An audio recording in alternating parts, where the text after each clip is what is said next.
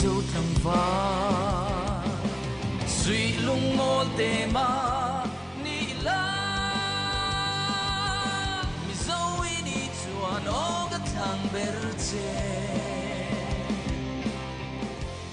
Christina I kan lompuye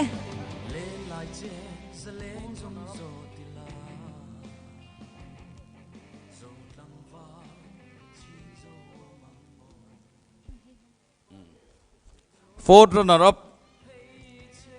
Loman Minlan Sakturin Pu Chris Nakanta Farmer Welfare Organization Notice Medician How to Park and so me Chuan fourth runner-up Tuna Loman Dong Tu Turchu Jasmine Lalshia Thari Loipu An say ber mi zo nula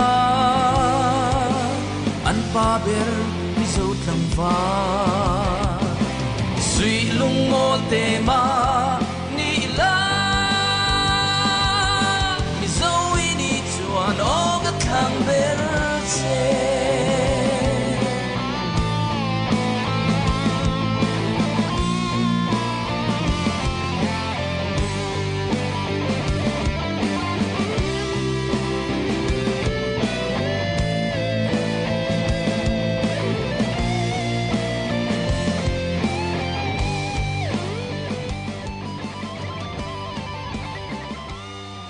Jasmine kan lompuya Pukris na kanta chunga lom thu kan se chuan kha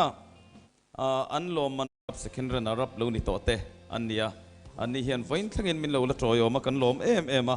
an chunga lom thu kan sei bokani ole tuna chuanin fourth runner up pathum na atan kan puang le anga hemi loman min han sak tur hianin pu ke sirwata kan som ngal bok donia lalmuan kimi mau bok pu ke sirwata kan som ngal bok donia lalmuan kimi mau bok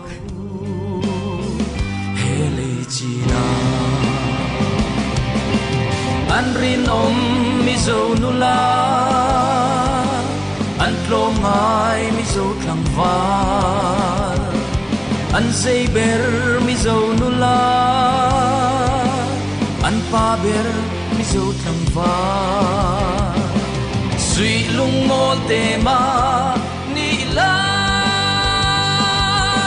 mi zo ini chuan o ga thang ber che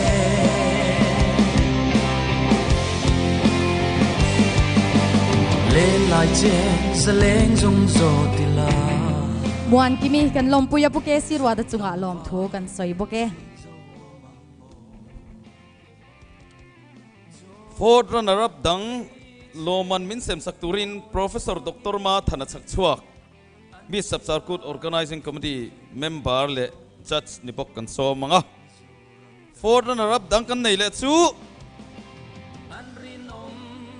Lalram eng moi bong kon sao an tlom ngai mi zo thlang va an sei ber mi zo nula an pa ber mi zo thlang va sui lung mol te ma ni la an pa ber mi zo thlang va sui lung mol te ma ni la an o ga thang ber che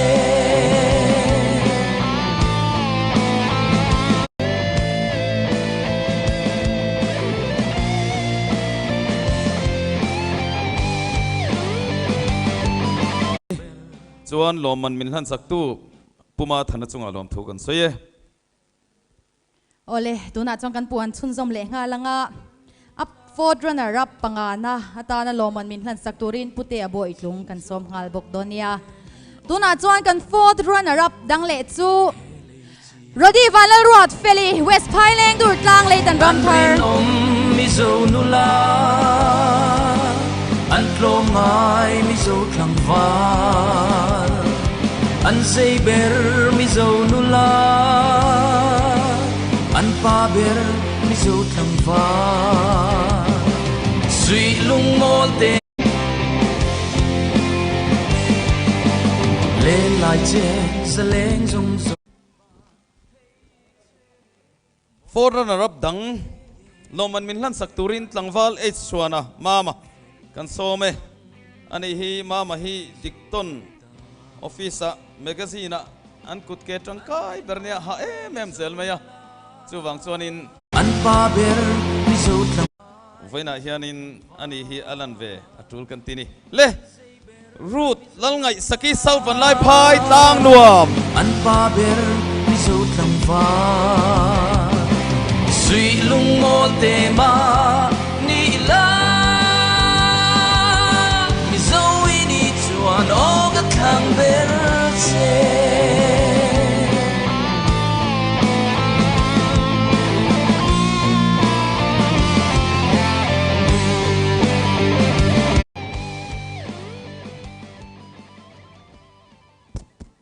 tikhan fourth runner up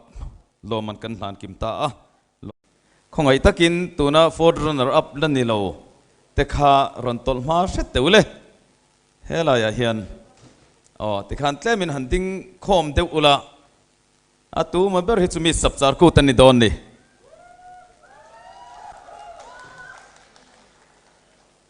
chuan lomi third runner up khai pong don mi tro khale ole third runner up hi ke man kan puang ange loman min hlan sak tur hianin pithang te I kan som hal bok donia third runner up miss chapcharkut sang hi som ni le panga chu le ruat filibong ko hele china an rin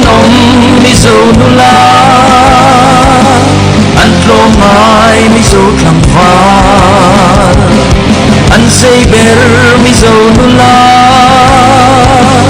an pa ber mi zo tlang va suy lung mo te ma ni la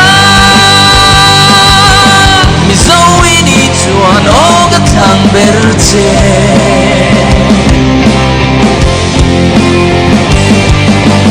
lên lại trên sẽ lên rung rô tì la dầu lăng vàng chín dầu mang mồ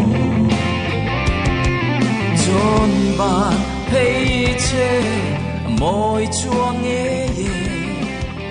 ruat feli kan lompuya ti chuanin tuna loman min hlan sak tu thang te kha miss chapcharkut dan thlan masak ber sang ni le pakwa miss chapcharkut masap ber ani a in wong zia kan hu theyang chu pian lan al zia de khatiro en ton tur tam tak kan nei ngalin ka shiani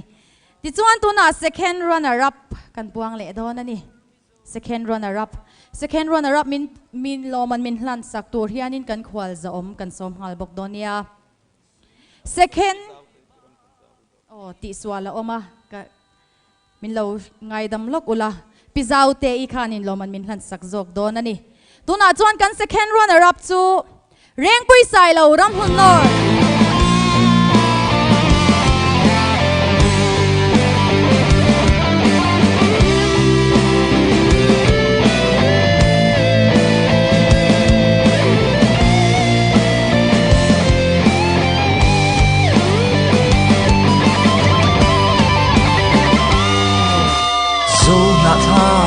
la nu val rol chen na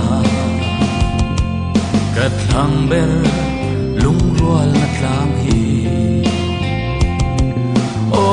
kan tlang ram par vul na mun hi nam dang chim ral atan ka phal thei mol no an rin mi zo nu la an tlom ngai mi zo thlang van an sei ber mi zo nula an pa ber mi zo thlang van suy lung mol te ma ni la ole reng pui sai lo kan lom puya ti chuanin lom han min hlan sak tu pizau te kha miss chapcharkut sang ni som ni le panga organizing committee member ani ti chuanin judge ani boka ti chuan AMC Aizon Municipal Corporation a hian cooperator ni lai me kan ni boka ni ti chuan first runner up kan ne kan tlangwal hian an puang ve to sila tiro le chuan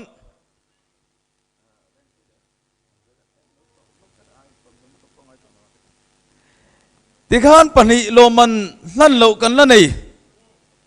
tu ma sok sok chumi sapchar ku tan ni don o tu nge kan rin le ha kan tran zong ai nang lo noi mai thei tro e o ei mi le doli an tran an mani tran tu choi om tu te thom poring le ni chuan an ni lo man min sem sak tur hianin lo in ring lok turin kan han rik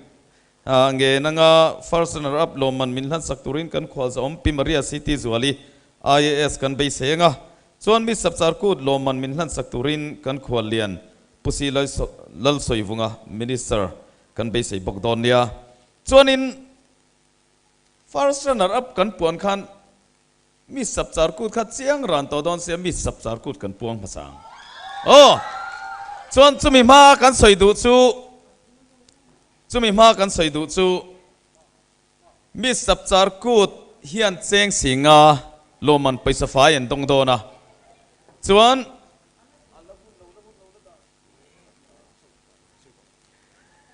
chuan mi sapchar kut in cheng singa an don ba ka hian adang zong kan top 10 te hian cheng sing khat loman paisa fai en dong thewani chumi pialama chuan kha buke te thil dang dang photo frame te potuna khan kan hlan ri lawa kan la hlananga nakina remchan huna loman chi sang sang ham than kha an dong thewani ole mi sapchar kut kan thachak to tru mi sapchar kut zo fa te kan ti kharani khovel pum huap mi sapchar kut sang ni som ni panga chu ei mi lo tha sang I chan ma re ne zo tlang va chin zo mang mo chon ba pei che moi chuang e ye an thiam fin fel la zong mi zo ram ta an rin om mi zo nu la an tlom ngai mi zo tlang va an sei ber mi zo nu la an pa mi sapchar kut sang ni som ni panga first runner up chu doli chak chuak phun chong ani tuna hian first runner up loman kan hlan masa zok kanga achan chu crowning te kan ti don awangin loman min hlan sak turin Pimaria City zuali zanina kan khwal za om IAS Director Commerce and Industries Government of Mizoram ani Ms. Doli chak chuak first runner up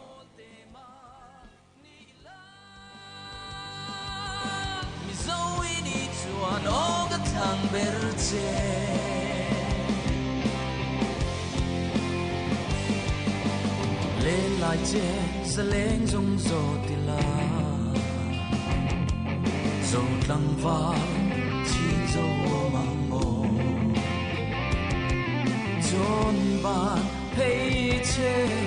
môi chuông nghe ye ăn thiam fin phèn là rong mi rô răng ta an rin om mi rô nu la an tlom ngai mi zo tlang van an sei ber mi zo nu la an pa ber mi zo tlang van sui lung mon te ma ni la first runner up Doli chak chuak kan lompui le mai loman min hlan sak tu Pimaria chunga lom thu kan soya tuna chuan mi sapchar kut loman hlan na kan neyang khong ain kan chief guest kan khwalian pusilal soivungan milo hlan saksela ei mi lal thasangi chan mari môi chuang nghe ye ching dâu re ngân om lâu he lê chi na an rin om mi dâu nu la ngân om lâu he lê chi na an rin mi zo nula an tlo ngai mi zo thlang var an sei ber mi zo nula an pa ber mi zo thlang var sui lung mol te ma ni la mi zo ini chuan o ga thang ber che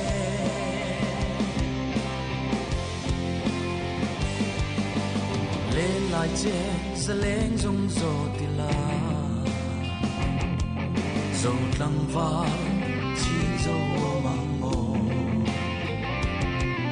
chôn bàn hay che môi chua nghe ye ăn thiam vinh phèn là giống mi dầu răng ta an rin mi dầu nula mi kan lom pui em a lom an min hlan sak tu kan khwal lian pusilal sui vunga chunga lom thu kan soye chuan pi maria nen khan kan khwal zom nen lom thu kan soi ni chuan tuna hian miss crowning an tia sa phawin lallu khum tir mi zo chuan kan tia chuan miss chapcharkut nilai sang ni som ni pali lal tran pui ilo somang